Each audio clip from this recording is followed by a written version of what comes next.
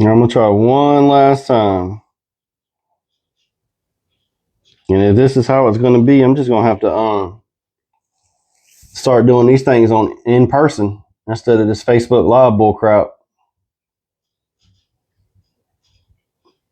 That's another thing. You pay money for Facebook every month to be verified and all this other crap, and then this is what they do to you. There's always some technical issue.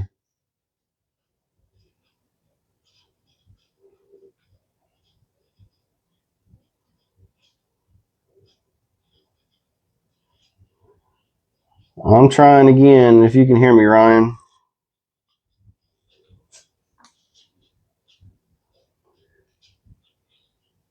I know a lot of people was looking forward to watching this one too. Slow connection, and I'm on Wi-Fi. Makes zero sense to me.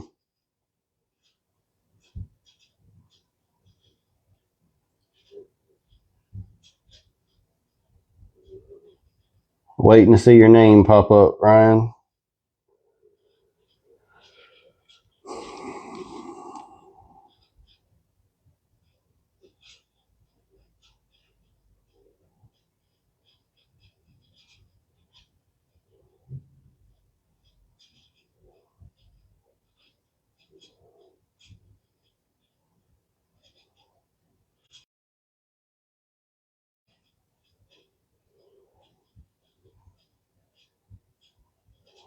What up? There goes Robert Lee watching.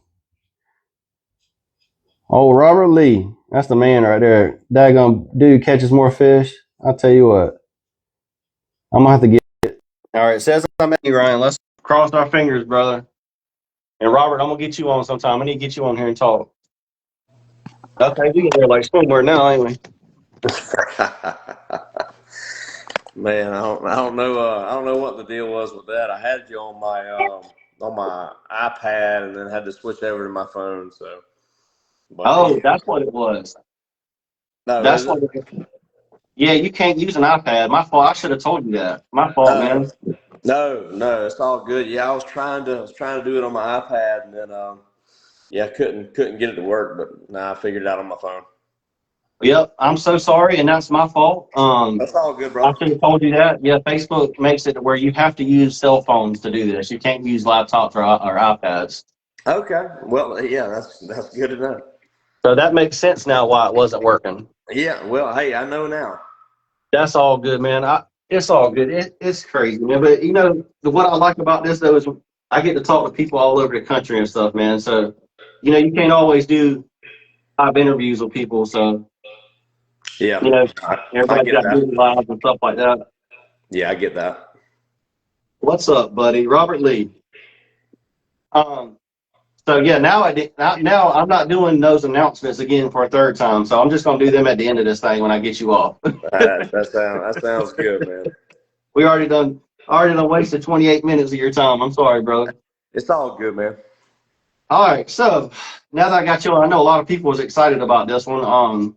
Everybody's been messaging me talking about getting you on here and hearing from you. So I guess we can start off. Usually, what I do is let my guests, so, just give us a little background about yourself and kind of go from there. Okay, yeah. So as you know, Ryan Crouch, uh, owner of Sweetwater Game Calls, is me and Drew Flake. We both own the call company together. I do have a regular day job.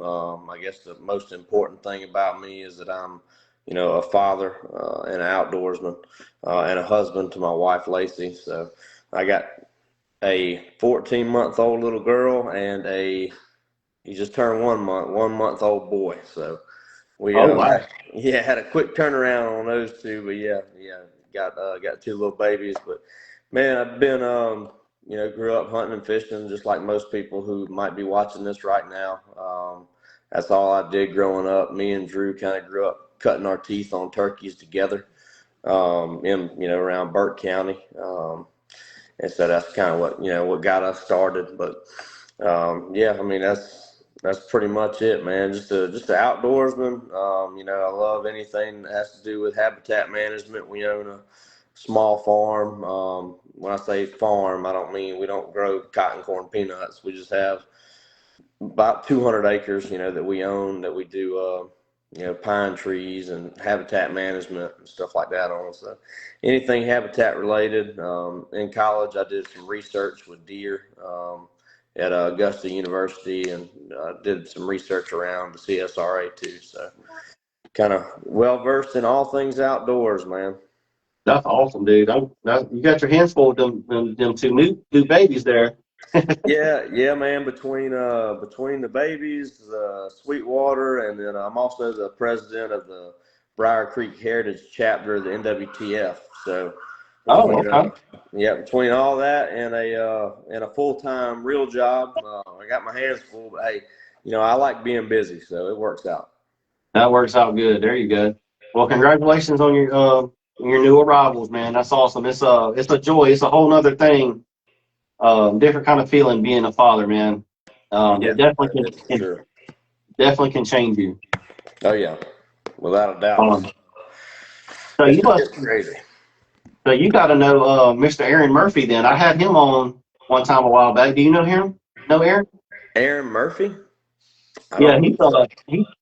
he's in like Habitat and all that kind of stuff. I want to say he said he went to Georgia as well, but you have to look him up, man. I had him on one time a while back. He's all in that kind of stuff too. I was just curious is all. Okay, yeah. But heck yeah, man. So what all do you do on your property? We can just go ahead and start there if you want. You was talking about your 200 acres. What all do you specifically do for habitat there on the 200? Man, we do it all. Anything that's going to help. Basically, deer, turkey, and quail is what I care about. I don't hunt quail on our farm. Really don't get a chance to hunt quail at all anymore. Unless it's a paid shoot. But um, you know, I love having quail around. So anything to benefit deer, turkey, or quail. So whether it's burning, we do rotational burning, whether it's a growing season burn or a cool season fire. We do that. Hack and squirt, winter disking. I mean, anything that will help us improve wildlife habitat, we do. And I try and keep up with new trends. But really the main staples, like I said, fire, TSI, timber stand improvements, any of that stuff. We try and keep up with that to just help, get a little more sunlight on the ground for nesting for turkeys, for brood cover, and, really just all around cover for quail and for, forbs and stuff that the whitetails like to eat during the growing season. That's awesome, man. You had me thinking while you were talking. How do y'all have any predator problem trying to keep predators away from the quail and the turkeys? Yeah, so I mean, if you own property and it's not 100% high fence, you have a predator. I don't know if I call it a problem, but you have predators. Yeah, That's just the way it's going to be. Even with a high fence, if you eliminate every single predator out of it, you still have avian predators, right? So hawks, owls, etc. true. True. That's one thing that a lot of people actually don't know, is um, the great horned owl is actually a big predator of turkeys, especially gobblers on the roost. So that's one thing that people may not have thought about. But I've talked with Dr. Mike Chamberlain several times. Me and him went back and forth on a couple of issues. Just trying to pick his brain at like NWTF in Nashville and stuff. I've talked to him a few times, but avian predators on turkeys are pretty rough, especially great horned owl during the spring. They'll find gobblers, sounding off on a limb. They'll actually come in, grab them with their talons, ride them to the ground, kill them, eat what they want, and leave. So, Dang, yeah, pretty crazy. But, you got to think a great horned owl is a really big bird. they are. Yeah. They really are. Where was that? Yeah, I was going to my mom's house recently and had my daughter in the truck and had one fly right in front of my windshield. And I said, "Oh my God, did you see that?" So yeah, they are pretty good size, man. But I've never heard of that. And that makes a lot of sense that they would go after turkeys and of course they eat rabbits and mice and all those kind of things, squirrels. Yeah, yeah. Well, I mean, pretty much anything eats a turkey or a quail. Yep. If they're not big enough to eat the turkey or the quail, then they eat their eggs. So, Yep. yeah, you're going to have basically any property, you're going to have some, predator issues. And, whereas we haven't really seen like a giant rebound in turkey populations because of trapping. I do know people that have. So, trapping is definitely something, good to do on your property if you own land. Yeah, that was my next question was, do y'all trap or do y'all just kind of shoot them at night or what, well, how's Yeah, y'all's, no, we don't do any like coyote like predator hunting. We do some trapping, okay. mostly just dog proofs and footholds. Okay. I used to trap some beavers and stuff way back in the day, but I haven't done that in a long time. Okay. But yeah, just footholds and dog proofs, so possums, coons. We really don't have many skunks around where we're at, so don't really have to worry about skunks, but possums, coons, bobcats, and coyotes. Have you ever seen a skunk while hunting or anything out in the wild? I was talking with somebody about this recently, and I said, I have, yeah, matter of fact, it was at the expo. Um, Corey Bohannon had one up there, and I was like, man, I've never seen a skunk in the wild. Yeah, no, I mean I have. I haven't seen one on our place, but I have seen them in the wild, maybe twice.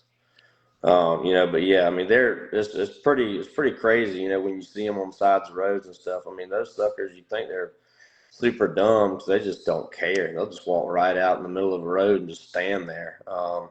Not like a squirrel. At least the squirrel is, going back and forth across the Yeah, road trying to figure it out. But a skunk, man, they'll just walk out in the road and stand there. But yeah, no, I've seen them a few times, but I not got you. not many. Um, William Leadham said Turkey Slayer right there. Yeah, he's pretty good himself. And then I know Brandon Stroud was looking forward to this one too. He had commented on my post because I know that post had a picture of him. Did y'all get to go together one time? Yeah, yeah. Me and Brandon have known each other a long time. But yeah, we try and get together at least once or twice a year, turkey hunt. Yeah, that was a bird. I called up for him at his club out in Applin, and his daughter was in that picture. And That's awesome. Yeah, his daughter, the big buck slayer from a big Michigan. buck player. Oh yeah, that's what I was saying too. She brought up a couple of deer for my friend to score at the expo, so that was Yep, pretty cool. yep, yep. She got some good ones this year. That's for sure. And if they're watching by chance, I just wanted to throw this out there, Mr. Danny Howell. Her deer scored more than yours. So I, That sounds about right. I don't think. Well, anyway, I keep that to myself. But yeah, yeah, she killed some good ones. I know that's right. Oh man. So what something I wanted to ask y'all for those who don't know, and and I don't know this neither. Is Sweetwater Game Calls? Are y'all just strictly like an online thing, or do y'all have a shop somewhere? Or where can people buy y'all's calls at? Yeah, man. So we don't have a physical location, Mhm. but we do have stores that sell our calls. So we do have obviously online. So you Mhm. can go to sweetwatergamecalls.net, not Mhm. .com, but .net. You can go there and get any of our calls, as long as we have them in stock. And then around town, we've got them in several stores in Waynesboro. Burke General Store carries them in Waynesboro. Salter's Building Supply in Waynesboro. We've got some stores, Sylvania Sportsman, Ace Hardware in Reedsville, Georgia. I just took them an order. Frogs Farm and Feed in, I can't even remember the name of that, in Collins, Georgia. And then Okay. we got TC Outdoors, Tom's Pond and Metter. So yeah, I mean I could go on and on, but yeah, we have several physical locations that you can go get our calls from. We just don't Mhm. have a physical storefront itself. I got you. Yeah, and That's one of cool. the one of the cool things that we do is yes, we offer a lot of different style diaphragms, but if somebody like at the expo, we were there, and we had a gentleman come up, and he used to run one of the old Lightning game calls, which was Mr. Benny Briggs call company. Um, but so he used to run that call. It's like a turkey foot cut in the diaphragm itself. And so we can actually make, pretty much anything, you want. If there's a specific cut you want, we can make anything for you. So, we do offer a wide variety of diaphragms, frame styles,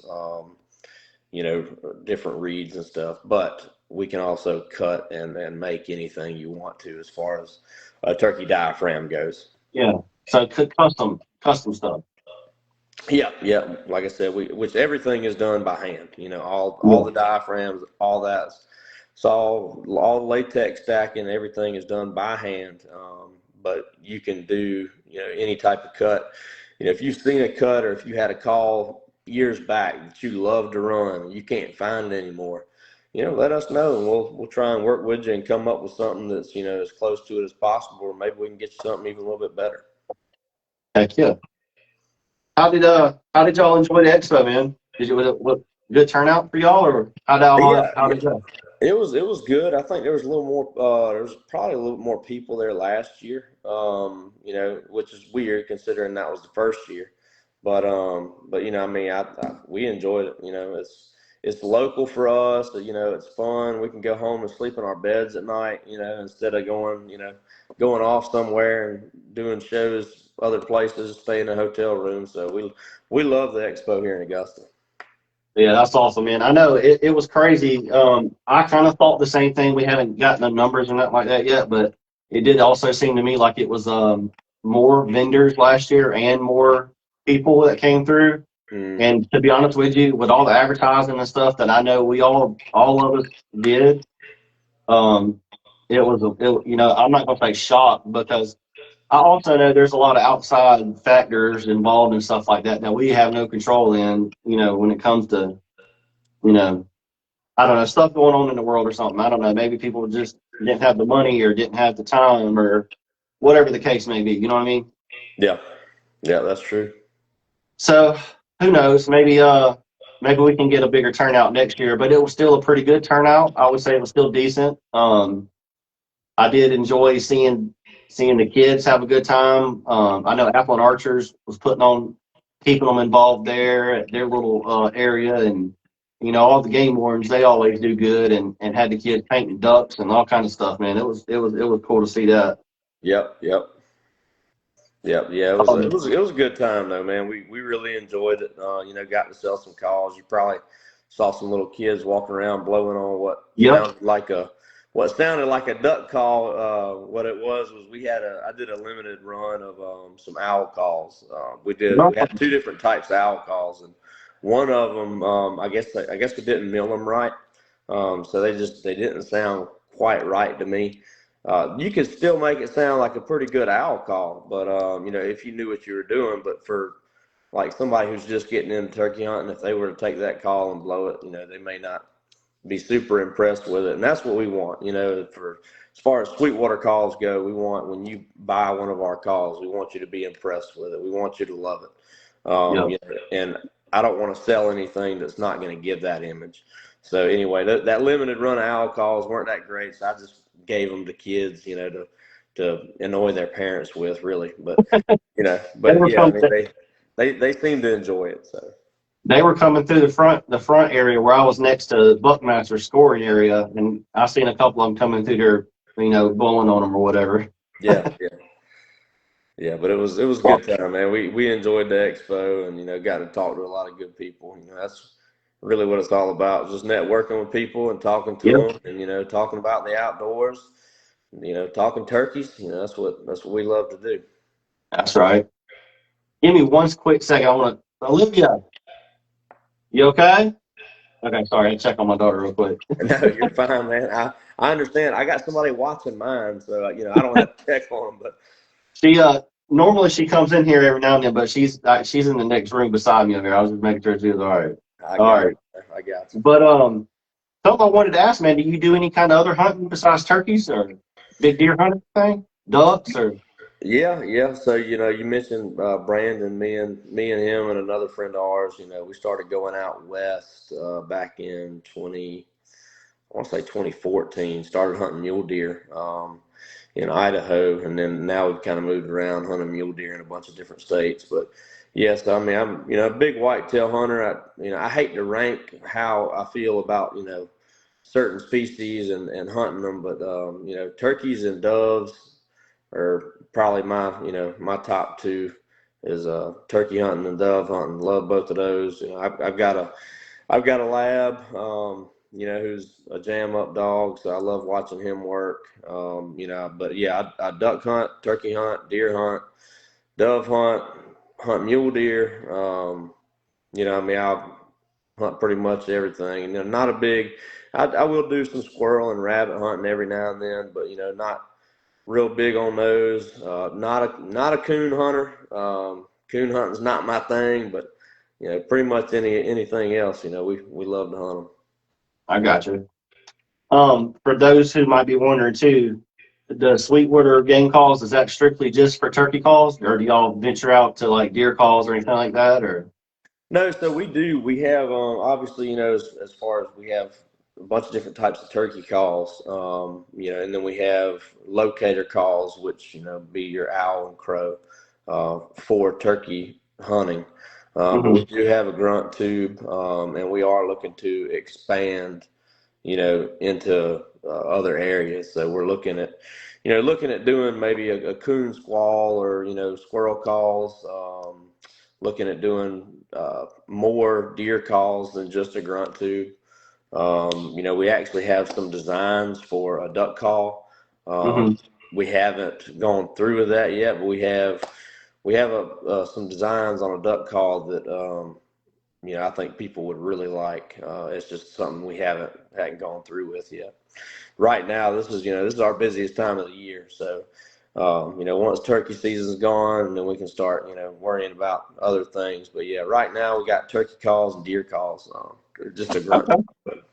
But yeah, man, I'd say to anybody who's watching or anybody who watches this later, definitely keep an eye out, on our website sweetwatercalls.net or our Facebook or Instagram, because later on we will be coming out with some new products that I think most people really really like.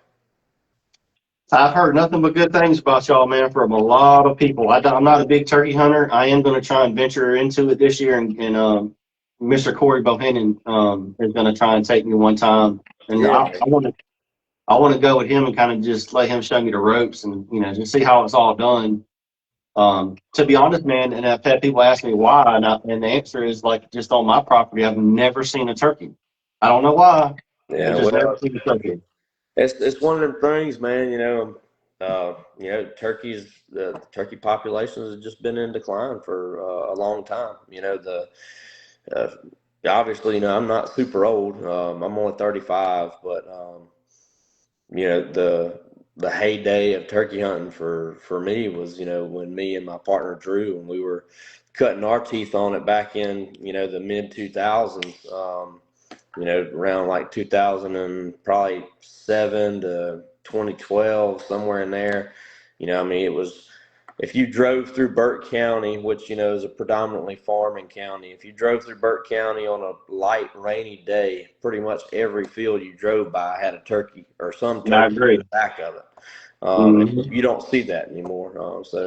Yeah, I mean, turkeys are definitely in a decline, even on our place. We used to have a pile of them. Now, I think I haven't killed a bird off of our place in probably 5 years. The only other person that has is my father, and I've called up maybe 3 birds for him in the past Hmm. 5 or 6 years. So, and we try and limit the number of birds we take too.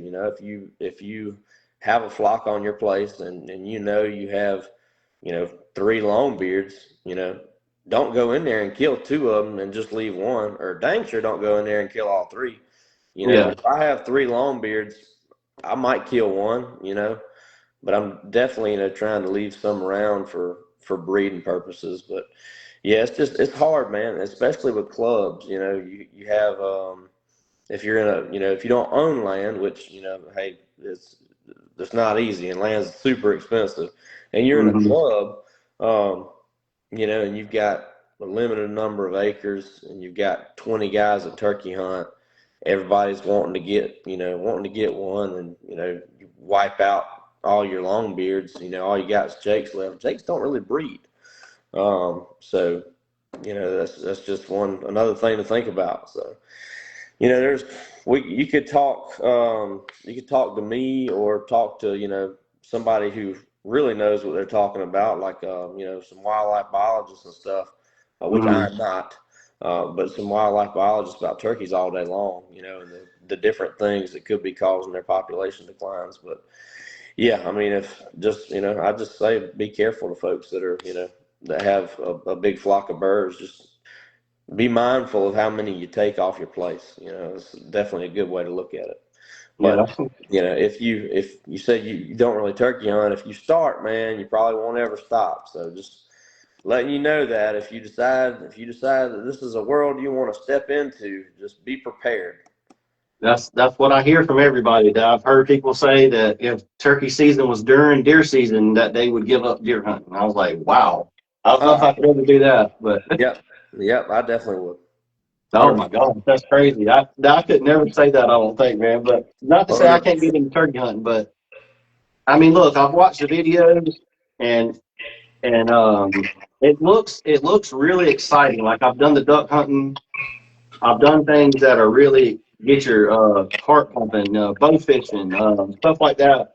Yeah. And I can watch a video on turkey hunting, and just the thought of doing like whatever calls to get them started, and then like I said, I don't know a whole lot about it, but is there like when you start a calling in the morning to see where one's at, is it kind of you going towards the turkey, or is it more of you bringing the turkey to you? Like what's the best route to go that way?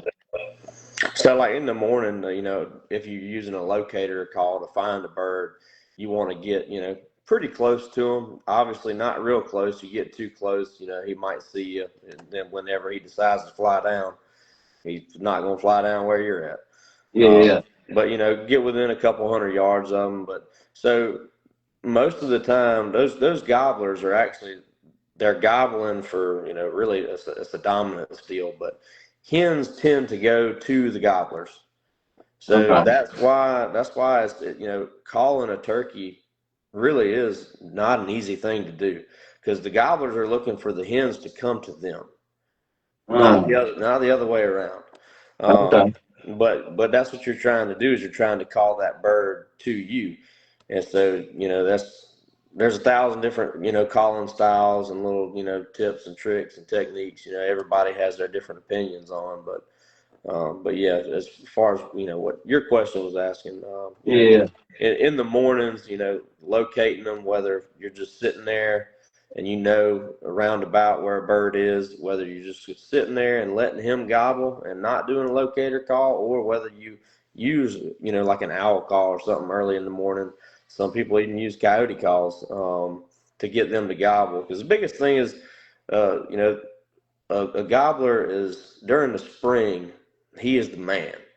So he wants to be the loudest thing in the woods. So if he hears, a crow call or an owl hoot, or some coyotes starting to yip, he'll fire off and gobble at them, basically saying, "Hey, I'm the loudest thing in the woods. I'm the boss of these woods," which is, it's kind of funny, but yeah, that's what he's doing in the morning, is just firing off, letting all the hens and everybody else know around that he is the boss. To go back on what you were saying, though, like when you do have one located, what kind of call do you do then to try and get them to come close enough to you to shoot one? Like, Yeah, so I mean, there's a variety of different calls. You got yelps and purrs and putts and cutting and kikis, and there's a thousand different types of little vocalizations that a turkey makes.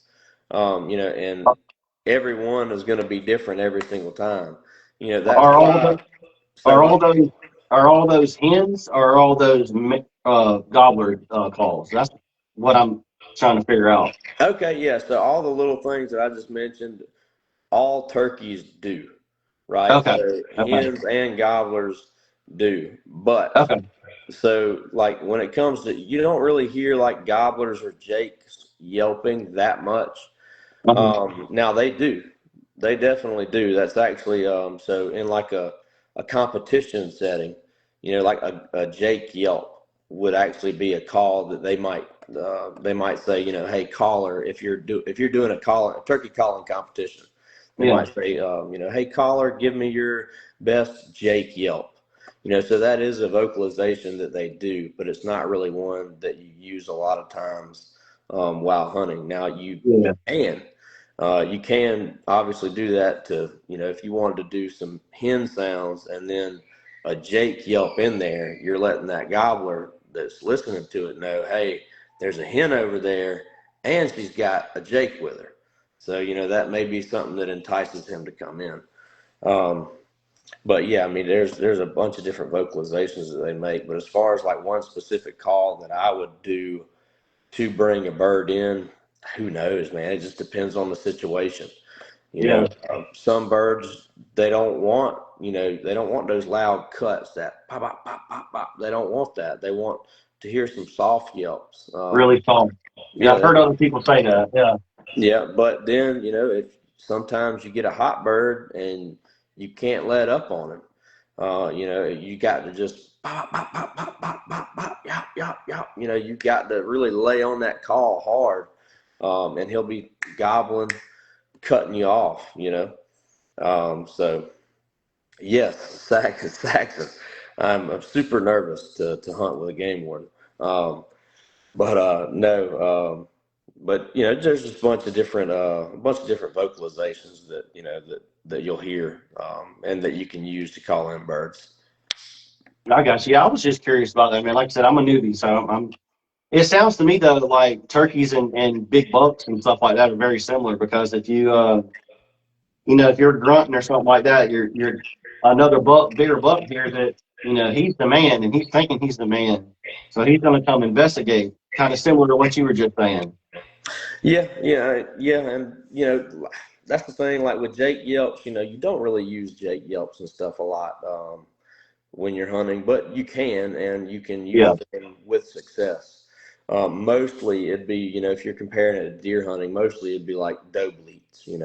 Uh, So okay. most of the time, you're mimicking the female. You're mimicking Yeah. the Yeah. Yeah. or Okay. here, you're mimicking the doe.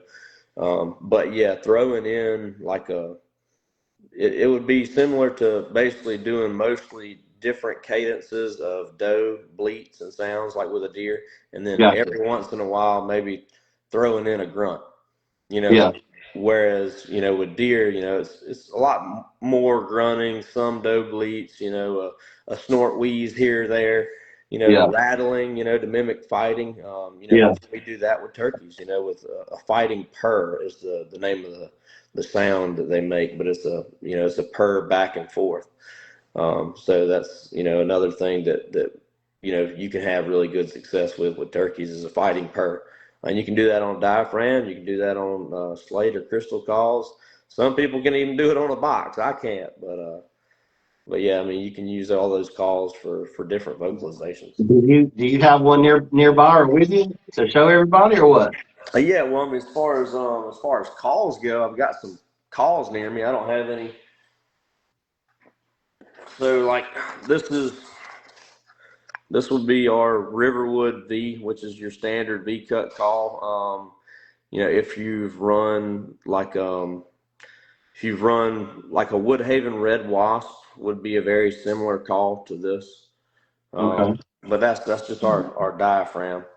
Um, Now you buttered me up, so I don't have any calls sitting here ready to run. No, no, Uh, no. You're good. but yeah, I probably should have, man. I should have thought about that. I know I didn't think about it either. I was about to say you could have busted out some of them columns to show everybody um, that you're the calling man because I heard you can call them up good. Yeah, well, I feel like I'm a pretty dang good caller, but I'm not nearly as good as my partner Drew. he's really good. He's called in the Grand National a bunch of times. I've been up there at least 3 or 4 times with him in Nashville, with him calling in the Grand National. So, and he's won the Georgia Open several times. He's won a bunch of competitions. So That's awesome. Yeah. yeah, he's I'm good. He's great, man. He really is. I don't personally know anybody that sounds better than Drew does on a diaphragm. That's for sure. I I had I don't know if you follow this guy or not, but a guy named Truett Marshall. He does like comedy skits, and he's big into turkey hunting. But he's in Mississippi, and he's legit too, man. He's won a whole lot of stuff over in Mississippi. And that joker, without even a call in his mouth, can sound like any kind of animal just by doing something with his hand and stuff. And it was insane. It's on my YouTube. If you ever want to go back and look at that episode, it's pretty wild, man. But it's cool what some of these guys can do, man. Yeah, yeah. I mean, if you spend enough time, Doing trying to it. do it on your own, or spend enough time. I mean, that's how I cut my teeth on it. Was I probably shouldn't say this on the where it's going to be on the internet or on Facebook forever. But so when I was young, my dad would take me down to our farm and he would just drop me off. And during turkey season, so we learned to turkey hunt together, me and him. But I mean, I was probably maybe, I don't know, 13 or 14. He'd drop me off at our farm and cut me loose, and I just, go hunt by myself. And he'd come back at noon and pick me up. So I just, I spent a bunch of time in the woods just listening to crows, listening to owls, listening to the songbirds, listening to turkeys, and just, Learn. trying to mimic those sounds. Mm, I think that really helps you, really build a base if you want to do stuff like that. If you want to make those sounds, which, hey, we're a call company. That's what we're all about. We're all about mimicking the sounds that wildlife make. that's right. Olivia, I was just checking on you. All right, sorry. No, you're good, brother. What let me check up on the comments. So what's Saxon talking about anyway? Are you nervous to go hunt with you? Is he talking about me going with Corey, or is he talking about you?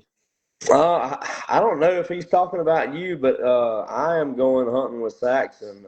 So at the Ducks Unlimited banquet in Augusta, um, last week or week before last, they had a youth hunt with a game warden auctioned off, and I won. I was the highest bidder on that hunt, so I'm going to be taking my nephew turkey hunting with Saxon in Oh, okay. Columbia County. Yep. So my Awesome. nephew's he's never killed a turkey before. So matter of fact, this will be his first time ever turkey hunting. So you Well, know. that's awesome. Yeah, I didn't know, man, because like I said, I had mentioned me going with Corey, so I didn't know if you might have been talking about me or not. Okay.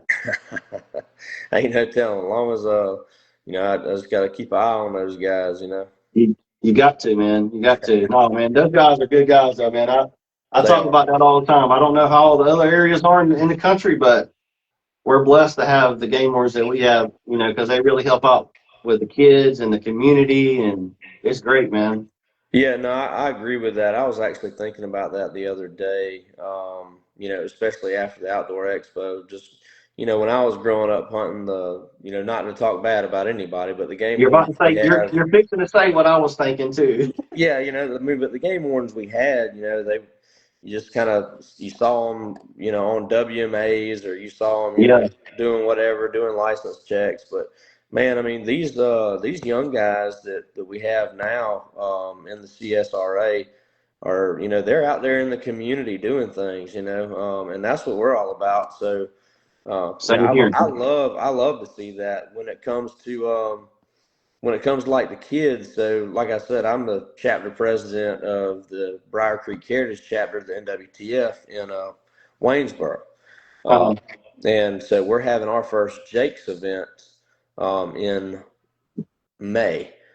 And so it's going to be a kids fishing rodeo. So, okay. that's basically all our chapter is a bunch of guys, around my age who now are having kids that are growing up, and we want to get those kids back involved in the outdoors. And Exactly. hopefully it'll bring in some other kids, that maybe have their parents don't even know anything about hunting or fishing or Yep, being outdoors. I'd love for some of them to come down and we can teach the parents and the kids. We exactly. just got to we got to have uh, a strong base in the outdoor industry. People being outdoors. If we don't, I mean, ain't no telling what the future might hold. I agree totally, brother. That's why I'm always trying to talk up the kids, man, because we got to have that next generation getting involved, or we can't let the outdoors, the industry go away. Because if they aren't in the outdoors, I mean, it very well could just die off or slowly die off. We don't want that. No, no, we definitely don't. Hold on just a second, man. I don't see No, if you're I good. can turn this. I had a Lindy, you want to come get on the live stream? I had a big glare on me. Hopefully that's a little bit better. No, you're good. But no, man, I completely agree. There's we've got to have that. We've got to have more people getting involved outdoors. Yep. It's one of those Okay. things where if you're a big hunter or fisherman, it's kind of like a catch-22, right? So, you want to go out to that public land spot and you be the only one there. You want to, just have all this land opened up to you where, you're the only one hunting it. But we have to share it, and we want to get more people involved, and the biggest thing is being able to share things, share public lands, public waters, and be able to do it respectfully. I know Die Lane. There's a couple of different places you can waterfowl hunt on Die Lane WMA, and one of the places they actually shut the gates to a few years ago, and I mean it's a heck of a walk to the back of that place, Mm-hmm. but they shut the gates because there were people in there trashing up the place. So Oh, good. yeah, man, I hated to see that, but yeah, it's just about respect, having Yep. respect for public lands and public waters, and just trying to get everybody, not everybody, because it's not for everybody, but get people out there and get them enjoying the outdoors. For sure. Yeah, that's what like I said, that's what I said that the things that they do, man, getting in the community and all that. We're very blessed to have them. Yeah, that was a long way to say the game wardens in our area are doing a great job. No, you're good. You're good. I know exactly. Yeah, I mean, I agree, man. 100%. Um, so I had a couple things that like written down that I wanted to talk about.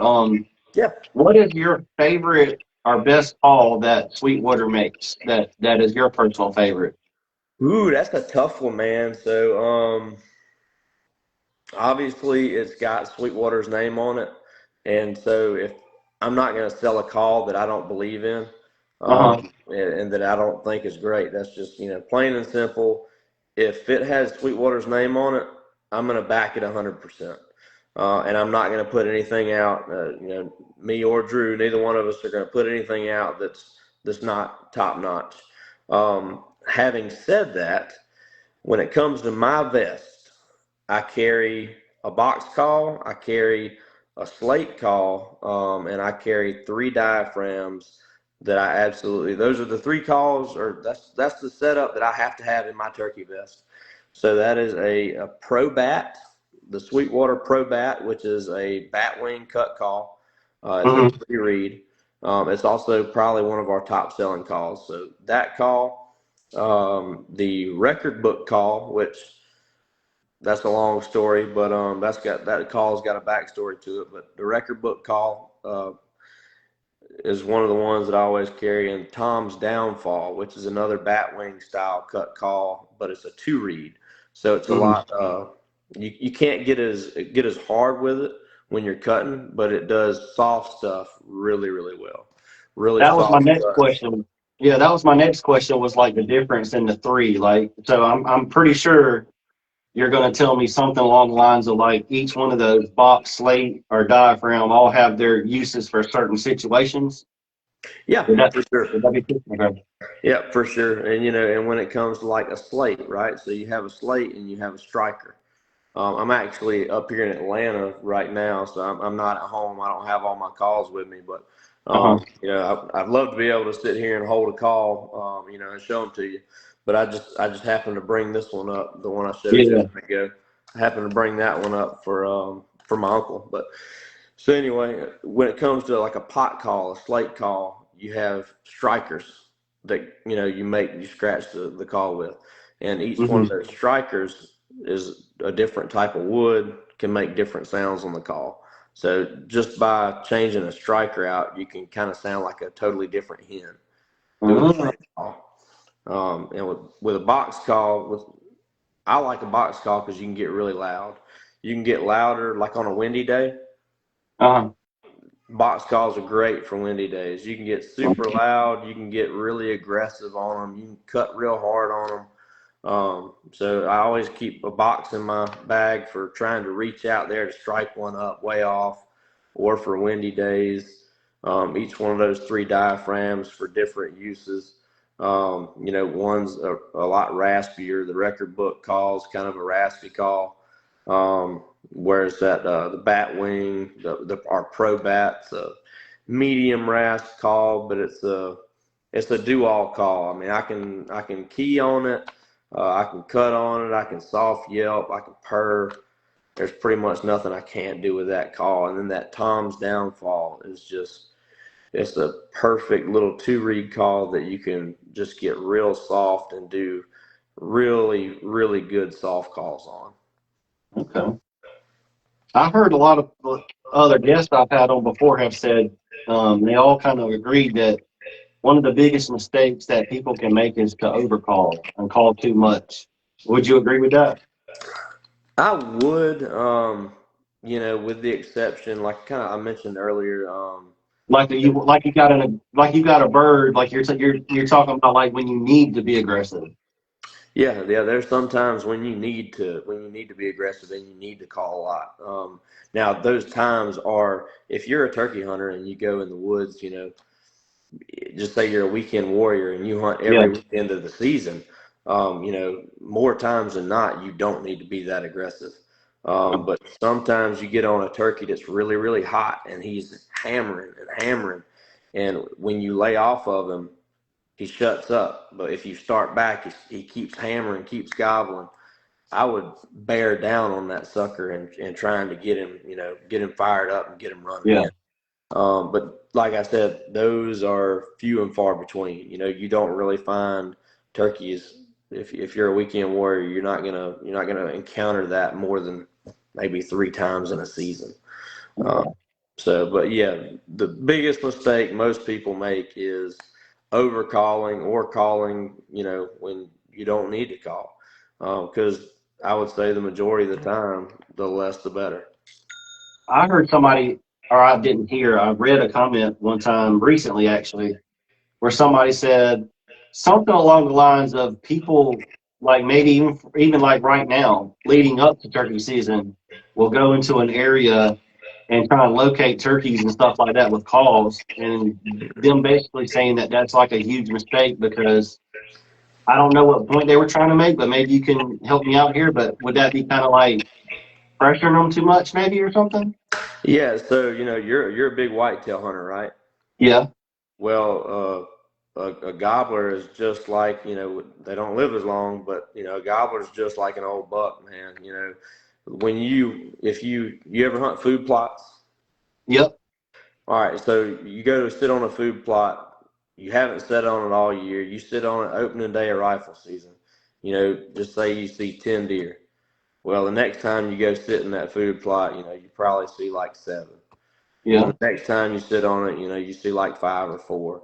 And it just kind of keeps on getting less and less unless there's like a crazy weather event, like a cold snap or something that brings them out. Yeah. But the reason you're seeing less deer each time is because the pressure you're putting on that stand, not just because of your presence, but because of your scent you're leaving behind, because of, all the little things, whether it's the squirrels barking, letting, all the other animals know that something weird's going on. Yeah. It's pressure is what it boils down to is pressure. So if you're Yeah. going into an area and you're trying to locate turkeys before turkey season using a turkey call, I would say that's a big mistake. Uh, Okay. I don't know anybody that does that, but if I did find anybody that did that, I'd tell them don't do that anymore. That's Maybe, just a great way to, basically educate that turkey. And yeah, that's and why, maybe and maybe they were. I was I'm just gonna say sorry. maybe they wasn't talking about turkey calls like in itself, but maybe they were just trying to locate them with like a crow call or something. Maybe that's what it was they were talking about. But like you wouldn't even recommend that, like locating them, trying to. Um, if you know a general area, like just say a branch where a lot of birds roost at, um, Uh-huh. I would go in there early in the morning. I'd park way away. I'd walk in, for as long as I could. I would try and give every opportunity to let that gobbler know if you think he's in that branch that there's no way he would know you're there. And I would Okay. walk in and I would sit and I would listen. And I would let him do his thing on his own. I Okay. wouldn't do a crow call. I wouldn't do an owl call. I wouldn't do nothing. Now, if I sat there, and it's way past time for them to gobble and, they hadn't done anything, hitting the owl call or a crow call is not going to be the end of the world. But, it's going to be really hard to, even with calls, to mimic the exact sound. Yeah. Like the exact tone, which that's what we try and do with our calls. But yeah. I mean, I would try and avoid letting a bird know that you're there at all costs by any means necessary. I got you. So just like you said, just pretend it's a big buck, and you don't want to put too much pressure on them. Yep. I would treat him just like a big old buck, man. Just try and stay out of there. Try and not put any pressure on them. Like if we're driving around the farm, like on a side by side, and I see turkeys, you know, I put that thing in reverse and I head on out. You don't even want to spook them. Nope. I hit that thing in reverse and I'm out of there because I don't want them to be spooked in any way possible. What's up, Cody Dowdy? He said, "What's up?" I don't know if you know him or not. He's awesome on owls. I don't know if he's talking about you or talking about that guy I was talking about earlier. Something I wanted to ask you. So, do a lot of people that turkey hunt? Do y'all do evenings too? I know a lot of people. Is it like a predominant morning thing, or can you have really good success in the evenings as well? It is, man. It's predominantly, more. That's when everything's kind of waking up and a lot of your action's going on. Now, I mean, I've killed a pile of birds past noon. Um, Okay. but a lot of states, like 2 years ago, I killed a bird in Missouri. Missouri's season cuts off every single day at noon. Uh, Um, so you can't hunt past noon. I actually killed the bird I killed. I killed him at 11:54. So I killed him just before noon in Missouri, and then I hunted Alabama some last year. Alabama's season on public land, their season cuts off at noon as well. Can't hunt past noon on public land. Um, so, but to answer your question, as far as if you're available, if you can hunt a bird from your regular shooting hours, then yes, I mean you can have good success in the afternoon. So when birds fly down, typically in the morning, those gobblers and those hens, they kind of group up, and that gobbler will have hens with him typically in the morning. uh, Now if you can cut him off somehow and get in between him and the hens that he's trying to get to, that's a good way. That's a good way to kill a turkey. Um, but for the most part, they group up with their hens. But by about noon, they tend to kind of go off and do their own thing. So, I mm, mean, I've killed a lot of birds past noon. I know I killed one last year at I think like 4:30 in the afternoon. And if you can get a bird to strike up and gobble a bunch in the afternoon, mm-hmm. you got a really good chance of getting that bird within shotgun range. Really good chance of getting that bird within shotgun range. Which is it's funny you said that because that was one of my things I had wrote down. I wanted to ask you. So, do you like to use a gun all the time, or have you ventured out and used a bow any for your turkey hunting? So, I have killed one bird with a bow. And it was so difficult to do Uh huh. that I said I would never pick up a bow to hunt turkeys with again because I love killing turkeys too much. I do, man. I love killing turkeys so much. I don't want it to be that hard. I Yeah. had the 1 year I told myself, I committed myself to the bow. I said, I'm not going to do anything but hunt with a bow. And I didn't. And it took me half of a season to get that one bird. But, yep, I did it one time. Won't ever do it again. I was just curious about that. And then one of the other questions I got, which is probably a weird one, more of a comedy, funny thing here, so everybody don't think I'm crazy serious or nothing. But I just happened to be thinking about it. I was like, out of all the videos and stuff I've ever seen, I don't think I've ever seen anybody sitting in a tree stand hunting turkeys. And why is that more of a ground hunting thing for turkeys and not people hunting in deer stands? Well, so like, Or from an elevation, I can get to say yeah, that. yeah. So if you're a big deer hunter, then I'm sure you're used to, if you've hunted anywhere that has turkeys, you'll be sitting in a deer stand and you'll have a big flock of turkeys, come walking by, right? Well, with turkey hunting, it's mostly a mobile game, right? So if that bird flies down, so if you're hunting in a deer, can you hunt a turkey out of an elevated stand? It's not illegal. There's nothing wrong with it. Yes, you could. If they're flocked up, keep in mind the legal items to use on them are Mhm. a shotgun, a bow and arrow, and I believe black powder. You can shoot turkeys with black powder. Um, Okay. at least there was So a nothing like a primitive archery season for turkeys. I don't know, maybe Saxon will jump on here and yell at me for saying that, but there was a primitive weapon season for turkeys, black powder. But if you're in that elevated position and you're using a shotgun, and you have turkeys grouped up and you're going to shoot one, you got to make sure he's off by himself, or else that pattern could affect other birds. But otherwise, um, you're just sitting there in one spot waiting on them, which is yep, it's just not an easy way.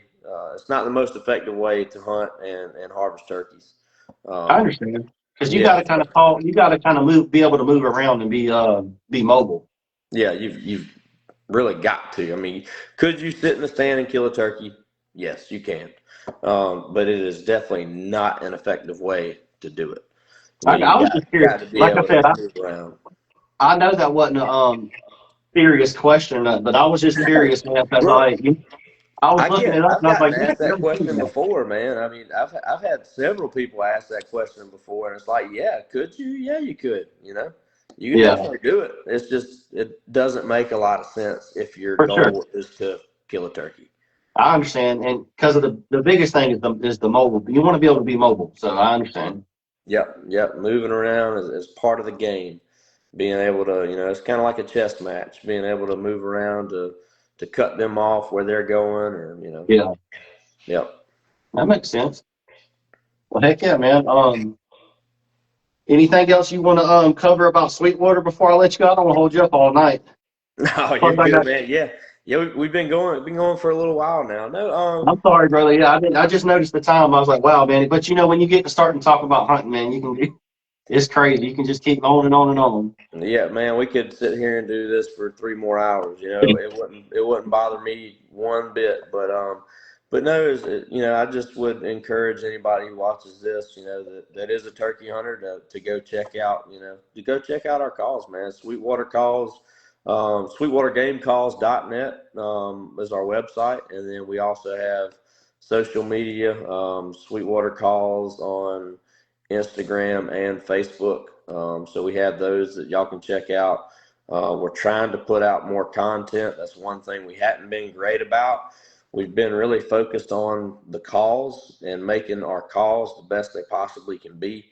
Mhm. We want somebody who buys a Sweetwater game call to say, man, this is the best call I've ever used. And the other thing is consistency. I'll Mhm. say this: if you're a turkey hunter and you've bought diaphragms before in the past, you bought one diaphragm, you said, "Hey, I like that diaphragm," so you went back and you bought another one, and you put it in, and you're like, "Man, this one just doesn't sound the same." Well, it's because whoever made the call isn't consistent with their latex, the type of latex, or the stretch, or the cut. that's the one thing we try and make sure we do every time is consistency in our calls. So our calls, we use the same latex for each call. Now, not for each call, but if it's a pro bat, we use the same latex for every single pro bat. We cut it the same way. We stretch them the exact same way every time. So consistency is key when you're talking about turkey calls. So that's what we want, is we want our customers to buy a pro bat, come back, buy another pro bat, and say, hey, this sounds exactly like my last one. Yeah. And that's the issue you run into a lot of times with diaphragm calls, and that's the issue that our customers don't seem to have because of our consistency. So we do have our diaphragm calls, our pot calls. Man, we try and make great calls that are affordable, to most all hunters, but also, are just pure turkey. So like our pot calls, there's nothing, crazy or fancy about them, but I mean, when you run them, they're pure turkey, man. That's what we want out of all our calls, is to just make them sound the best, have the best quality call, and make sure that customers know when they buy a Sweetwater Game Call that they're buying the best possible call that they can. So we don't do anything crazy or fancy. We simply try and make the best call we can make. There you go. I just, hope anybody watching checks us out and, gives us an order, or, call us. If there's a diaphragm cut you want, we don't have it, we can cut it for you. So there you go. But yeah, man, no, I really appreciate you, giving me some time to talk about our calls. For sure. Yeah, I really appreciate that. And yeah, we had fun at the expo this year, and looking forward to turkey season. And I don't think I'm too scared to hunt with game wardens. I don't know about you, but we'll find out. No, maybe when I was like in my younger days, whenever I was a little bit more wild, but no, I've settled down a lot now. So That's right. one quick thing I was gonna say was talking about content and all that. If y'all ever get some good footage or anything like that, and are ever wanted to advertise some calls and like a video clip or calling or something, anything like that, any kind of way I can help, send it to me, man, and I'll post it on the page to help spread the word of y'all calls and tag y'all in it, just whatever the case. I mean, it'd be helping me out, and it'd be helping you out in the same way. We just help each other. Yeah, man. No, I really appreciate that. Yeah, because that's one thing. That's one thing we haven't been great at. And I know you got to have it in this day and age if you're a business, but we've been so focused on creating the best calls and putting out the best calls we can. We haven't really focused as much on social.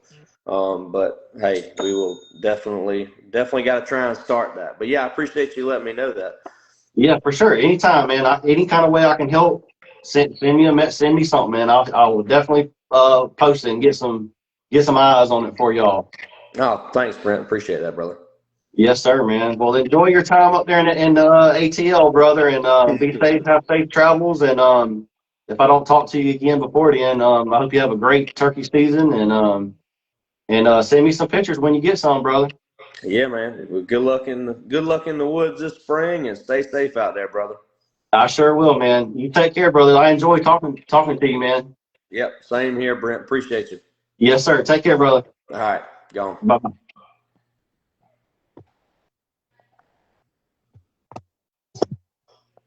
All right. So now, since I can give my announcements, I was just gonna say earlier we had some hiccups. I'm gonna do all my announcements now. The Aiken County Ducks Unlimited Banquet, April 25th at the Western Carolina State Fairgrounds. Dinner, guns, raffles, auctions, all the good stuff. Y'all come out, help support those guys. We were talking about the Augusta Wild Outdoor Expo. Really appreciate the people who came out. I'm gonna put a link in the comments when I'm done about how to become a Buckmaster scorer. There's none around the area, and there's literally only one person in South Carolina. I'm gonna take the class and try and become one myself. It's $200, an 8-hour class, and we're gonna try and shoot for July 18th and 19th. I think that's Saturday and Sunday, if I'm not mistaken. And so the first day we're going to do the class. Second day we're going to have people come and bring in some mounts or racks to help score, to get some practice in. Kind of need a head count for anybody that's interested in becoming a scorer. I'm gonna put the link and you can fill out the information, and hopefully we can get some people interested. So I don't want to be the only person around here, because I know there's lots of deer that's going to be killed, big bucks and stuff. So definitely going to need some help. And lastly, if anybody ever wants some more shirts or anything, please send me a message, and because I'm going to get a list together for another pre-order sale. Those are the 2 shirts and the hat that I have on. Let y'all see that.